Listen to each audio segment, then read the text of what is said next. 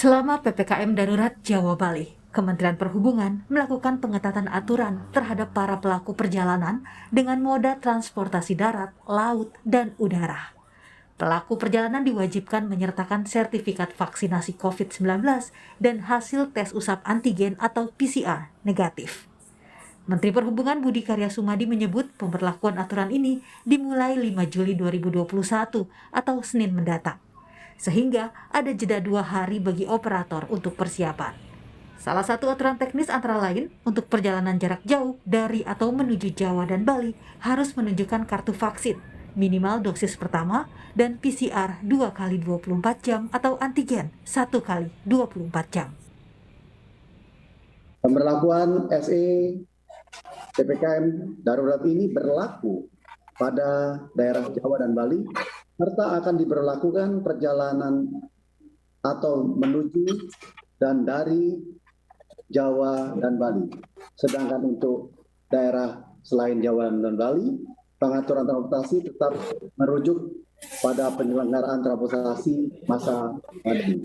Harus menunjukkan kartu telah vaksin minimal dosis pertama. Hasil RT-PCR 2 kali 24 jam atau antigen 1 kali 24 jam.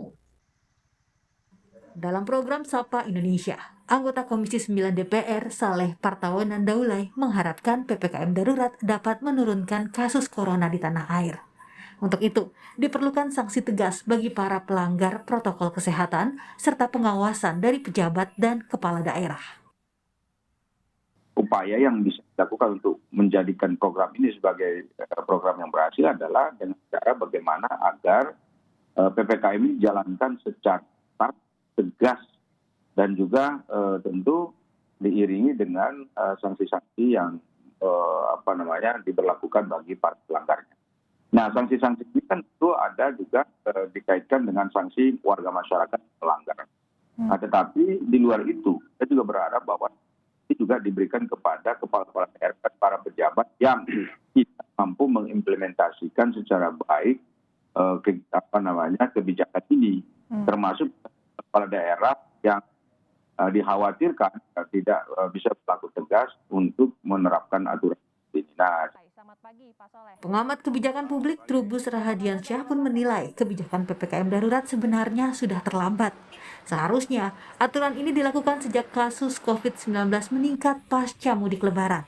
Selain itu, sanksi tegas harus diterapkan sehingga masyarakat jerah.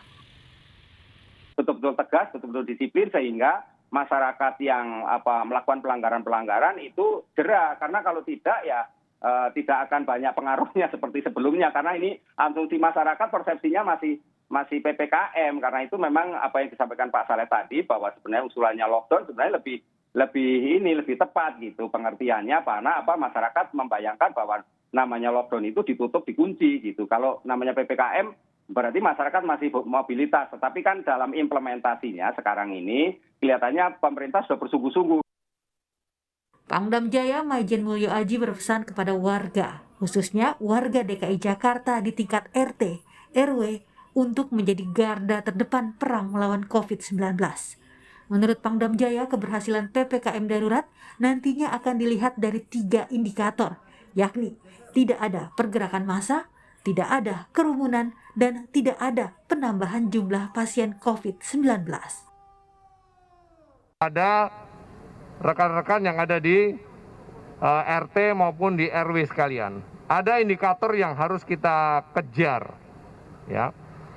Yang pertama, harapannya di tempat-tempat yang memang itu merah, tidak terjadi pergerakan massa kecuali yang disampaikan tadi, esensial atau penting. Supaya apa? Tadi tidak ada penularan. Yang kedua, tidak terjadi kerumunan. 2 hal tadi bisa kami lihat dari aktivitas HP-nya saudara sekalian yang ada di sana. 3, tidak terjadi penambahan jumlah pasien. Jadi nanti RT RW kalau ada tambahan pasien berarti kita tidak bekerja maksimum. PPKM darurat di Jawa dan Bali berlaku mulai hari ini, 3 Juli hingga 20 Juli 2021. Sejumlah ruas jalan ditutup hingga ke batas kota, dan semua pintu masuk ke ibu kota juga ditutup. Untuk itu, warga diharapkan berkegiatan dari tempat tinggal masing-masing demi menekan potensi penularan virus corona. Tim Liputan, Kompas TV.